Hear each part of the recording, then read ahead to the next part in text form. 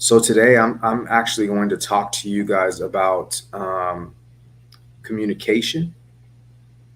So let's add it in. So we've been building up to this. The first day we talked about um, the individual and what it takes, and really, if you start there, then all these next days or the following days start getting a little bit easier. But we started with the idea of who you are as an individual and how to do that a little bit better. Go back and watch if you have to. Um, and then the second day that we met, which was last week, we talked more about the relationship and what that looked like as far as the relationship goes. How do I be in the relationship? And it just so happened that we needed the first day still, right? So here we are again, where we're talking about developing communication.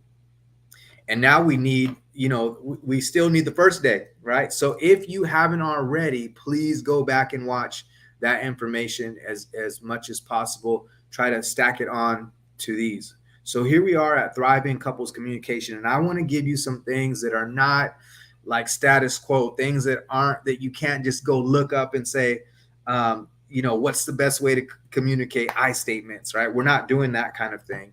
We're I want to give you some things that mean, oh, this is a game changer for us. If we follow it, we know it will work, right? So I statements are more of like a skill or a strategy or a way of doing it. Who knows if it works? If we're able to follow this depth here, you're going to change everything that you're doing in communication. So the first piece that I would say when we talk about being able to have conversation and being able to speak to our partners, if we're going to thrive and raise the level of interaction as far as communication goes, we need to be able to speak from our essence. And we've already had this discussion about where our essence is, but there's three characteristics that you need to know about your essence that will send you through the amazing roof if you're able to encompass these. And so the first concept that you need to have is, I need to make sure that my intentions are good, right? It's not up to anybody else to judge. This is just between you and you. Before we get into a conversation about how to speak as a couple, you as an individual need to make sure that your intentions are good. The second thing is, you can't compare yourself to other people. We really don't want to compare each other to other people, but let's just start with not comparing ourselves to other people. We need to understand that it's okay to be just as we are, and not in a stuck way or in a not pursuing more way. We're not talking about that kind of idea. I'm saying it's okay for you to be at your core, whoever you are, doing your thing, right? Those are okay things. You don't have to look at the world and say, what do they have? And I need that. Because if you were to speak from your essence, whatever's coming from the inside, you know if it's right or wrong. And so challenge yourself to allow yourself to be unique and be as you are as much as possible. And the third thing that says that, okay, I'm coming from my essence is, am I honest? Am I sincere? Do I know what's really on the inside for me? Am I speaking from that scenario? The more that you can use these three situations here, good, unique, honest, then we really could shut down the conversation at that point in time, because you're going to do a good job, right? So I'm going to give you some skills and some ways to do it, and we're going to give you some principles, but this right here is a starting point. Don't skip over this. This is almost like going back to day one. We can't skip over it. Okay. So, what are some of your barriers to communication? Let's go over these. The first thing is your understanding about what communication is. And throughout your life, and we discussed this in the first day too, throughout your life, there are different influences that you have that make communication difficult, right? Whether you got yelled at a lot, and so that became a thing that's hard for you, or whether certain people didn't talk to you in certain situations, and so now that scenario is hard. Different kinds of things created an understanding about what communication was. We're going to redefine that today so that you have the definition that will be the will bring the highest benefit to you for your relationship. What words have caused you to actually think differently about what it is that you're doing as far as communication? I'll give you an example. So And the way I wrote that, that's more of a reminder for me than it is for you guys. Sorry about that. But what words have caused you? So the idea that there's a saying that I remember: sticks and stones will break my bones, but words will never hurt me. Right. So we've heard that over and over and over again.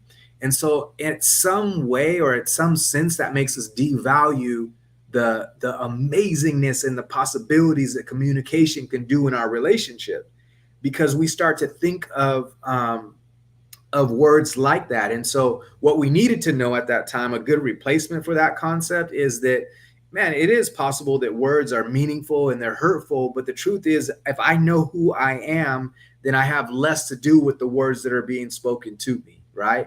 But we do know, and we're going to admit, that words are actually influential and useful and powerful, right? So it's sometimes there are different sayings like that where we devalue what words actually mean, and the influence they have. You're not paying attention to limitless and royalty. You are. And so this is a huge deal, because sometimes we're using words and saying things and being things that really don't demonstrate who we really are. Instead, they're more about this last thing that I said, which is your words come from the outside instead of the inside. They're more about your emotions and your feelings, and less about a demonstration of, this is who I am. This last one, good, unique, honest. It's less about those things, and it's more about, man, I'm hurting. There's a hardship in front of me, and so we start demonstrating the words of those situations, right? And so those things keep us from being able to communicate. The more we're consumed by outside and we communicate from that space, the harder it gets for us. Okay. So what do we do different? Well, here's the definition that's a game changer to me. And if you fully understand it, it'll be a game changer for you. We have always known that language is a spiritual scenario. Now, we may not interact on it that way, but we have always known that. How do we know that? Well, look at the things around us, right? When we think about creation and manifestation, like what's used to do those things, it's language, right? And when we think about connection and relationship, what's used to actually make those scenarios happen? Well, it's not talking to each other, right? What about healing and transformation? How do those things happen? It's language. The responsibility and the ethics that are in different places. Like, how do we get to those things, right? All these things, energy and vibration, the sacred texts that people believe in, all the books, that's all language. And it constantly translates into something else. If we think about it this way and we understand the dynamics of language, then we start realizing that, whoa, it's a big deal. And we have it at our exposure, and that's even of higher value to me, right? So understand this: your words are not neutral or inconsequential, but are instead potent tools that can shape our reality and our relationships. Isn't that amazing? Right? It's one thing just to think about, like, oh yeah, I said this, but what if you know that whenever you're speaking, it means and moves so much? What if you realize that about yourself? Then you wouldn't just be, as my grandpa used to say, talking out the side of your neck, right? So instead, you actually get to be able to know that what I'm about to say is going to move people. What I'm about to say is a demonstration of who I am. And because of who I am, I know that I have the opportunity to be able to shine over a lot of different scenarios. But we don't realize, or we don't interact on the idea that language is spiritual. And so we need to know it encourages us to use the tool with awareness, intention, and love, if we understand that it's spiritual. All right, so there's a couple of things that I want us to do in our relationships. Now we understand that language is spiritual. If we can get beyond some of those barriers that we have, we're communicating from our essence. Where do we go before we communicate? And so here's a useful thing in communication. You must do self-examination before critique. You can't stare so much at somebody else and know all their wrongdoing and not be done with your list. And if you're done with your list, can you please come talk to me, because I want to know how you did that, right? At the end of the day, it's hard for us to be done with our list. So as long as you have your list, you can't go and critique somebody else. Somebody else, if you're actually doing enough self-examination, somebody's going to come to you and ask for your help, right? And at that point in time, there's an opportunity. But we're not waiting for that situation. So what does it take? It takes a lot of self-awareness. Be more aware of who you are. And there's a reason I think that we go to other people. A lot of times we go to other people and see all their wrongness because ours is too much. A lot of times we go to other people and see their wrongness because ours is just too much, right? We don't know how to solve ours, but if we can get mad at somebody else for what they're doing, then it's a little bit easier for us, right? So challenge yourself to be more self-aware of what's going on. And then the second thing is be humble, have humility, right? Instead of us looking at what our partner did wrong, raise up the idea that says, look, I have a lot of understanding that we're all in different spaces. I have a lot of understanding that I have things to work on, you have things to work on, and that we're going to be okay. I don't need to examine you. I need to do a self-examination about what's going on, right? So this allows, that humility allows us to grow in a different kind of way. And the third thing is empathy and compassion. And so understand the impact of your words and actions on your partner and approach them with love and care. The more that you can, and this is part of the self-examination piece, if you can examine yourself and say, look, I know that I need to be more empathetic and I need to be more, I need to use more compassion and in order to actually interact in our relationship, then even that gives you a scenario that provides excellent relationship grounds and relationship growth grounds for thriving couples. Okay. And so do a self-examination before you go to critique. And this changes everything in our communication. I promise you. So what happens if we're like, man, Thomas, I did it all, right? It's all, we're here and we still have a conflict. I think that still happens. In matter of fact, I think if you look forward to it, I didn't put this in our slide, but one thing that you can look forward to after the conflicts is that makeup part, right? And so if you're willing to say, look, if we have conflicts, and you guys could put this in your emergency plans, if we have conflicts, we're definitely making up afterwards. Then you'll be able to help yourself a whole lot, right? So the challenge is, yes, we're going to get into conflicts. What do we need to do? Well, I'll tell you this much. You have to get to a spot where your emotions are not higher than the thoughts that you're thinking, right? So if your emotions are way up here and your thoughts are way down here, you're going to have a hard time. You got to get your emotions and thoughts on balance. You can't even have your thoughts up here and your emotions down here. It can't even happen like that. They need to be on balance.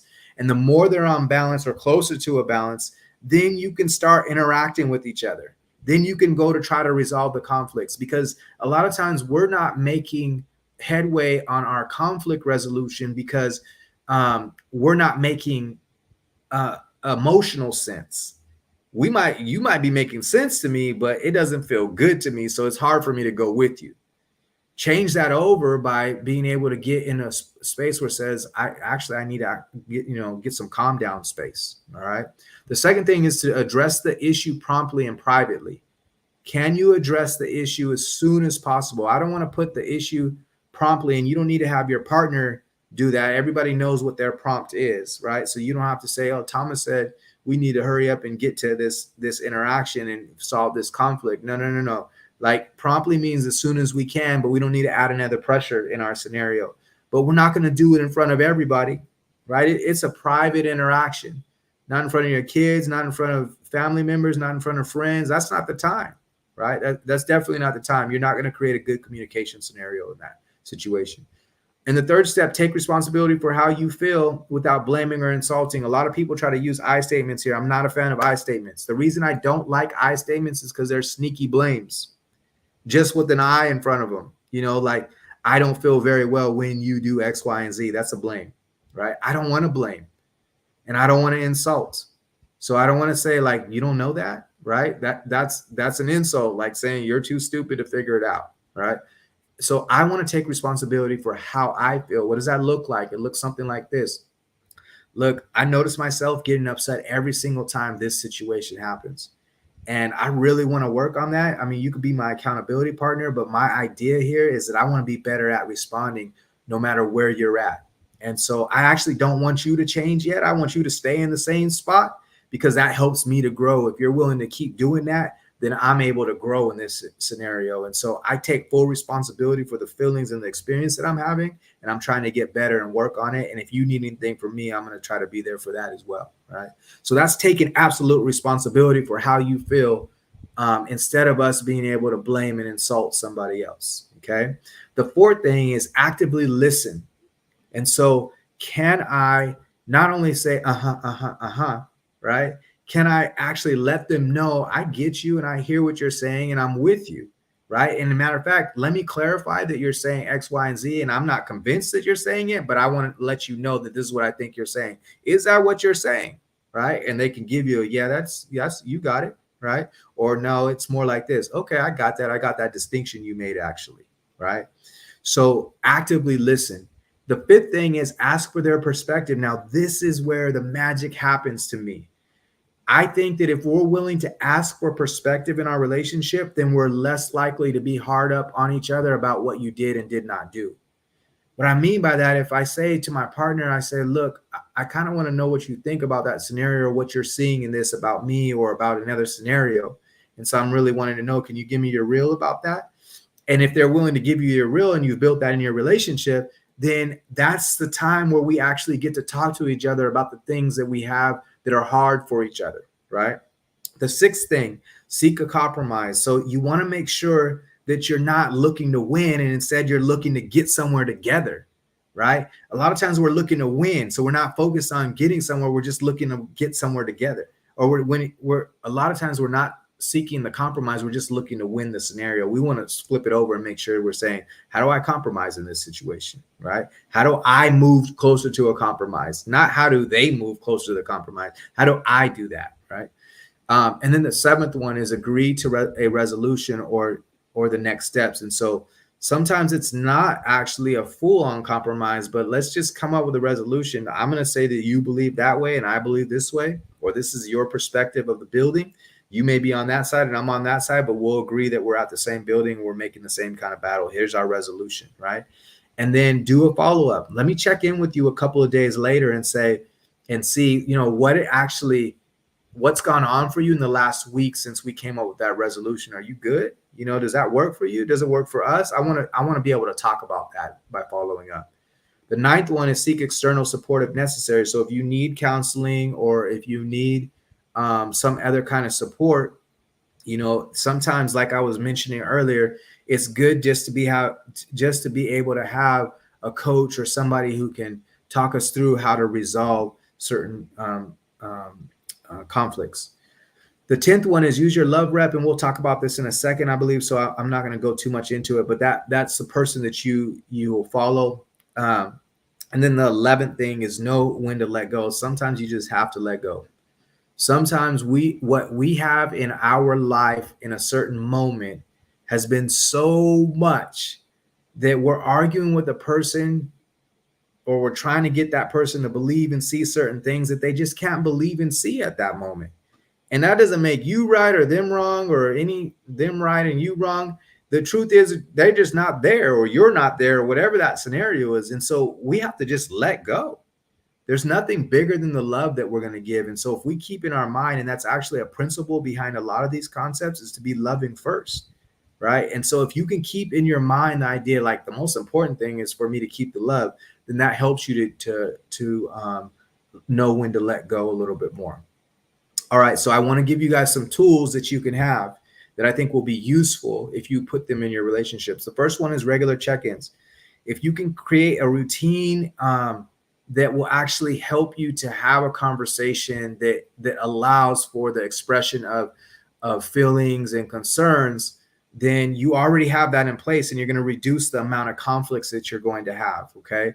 Now, these are check-ins, and they're really, the idea is to be able to display what the hard things are. And so we don't want to turn it into like, oh, here you go again. Well, that's why we have a regular check-in, so that we get a chance to here we go again. Okay.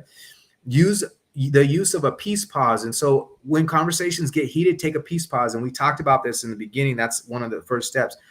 That's pretty much a signal that you guys are going to have for each other. And so you can use that in a break whenever discussions are actually going hard and you feel like it's not being productive. You can say like, look, we've already agreed to the peace pauses. I'm going to take a peace pause right here. The third thing is schedule conflict resolution. And so set aside a time to actually have the conflict resolution time, right? So free your distractions or free of your distractions specifically for just resolving the conflict, right? So we're having a hard time. Well, we're going to make sure we meet. Let's talk after work and go to dinner or take a walk and go resolve this conflict at a certain time. Okay. The next thing is we have plans for everything. You know, at work, you probably have an evacuation plan if you're working in a building. There's all kinds of plans in place. And so why not have communication emergency plans? And so how will we resolve problems when it gets difficult? If you know ahead of time what the plan is for you two as a couple, then you start being able to give yourself a chance to react based on what you already have in place for that plan. So create some emergency plans for you when it comes to communication. Here's a love rep conversation. I want you to find someone who can help you fix tiebreakers or help be the tiebreaker. When you come to a thing that you say, look, we can't really resolve this and you don't agree and I don't agree, but we need to move on something. Find a person who you trust, who has experience in the knowledge, and somebody who both of you will say, like, whatever you say to do, we'll do that. Go to that person whenever things get really challenging and you've already tried to do all the steps and you can't do anymore, and ask the love rep, hey, what's your recommendation for us to move forward? And whatever that person tells you to do, you need to commit already that this is what we're going to do. Okay. And then the last thing is counseling or mentorship. I want you to be proactive. I think it's one thing to go into communication and the hard thing as far as conflict goes and try to respond afterwards. But if you were able to be proactive with it, then you get to have a lot more opportunity to resolve some of the hard things. There's things like marriage retreats. Obviously, we talked about the couples counseling earlier. Make sure that you guys have mentor couples. We talked about the love rep scenario. All those things combined will keep you from having to struggle so much, right? So that reduces the conflict and makes communication a lot easier. All right, T, let me check if our next guest. Well, our next guest didn't make it in. That's okay. You guys still got tons of juice today with 3 speakers. It's good to see you guys. Take care, and we will talk to you soon.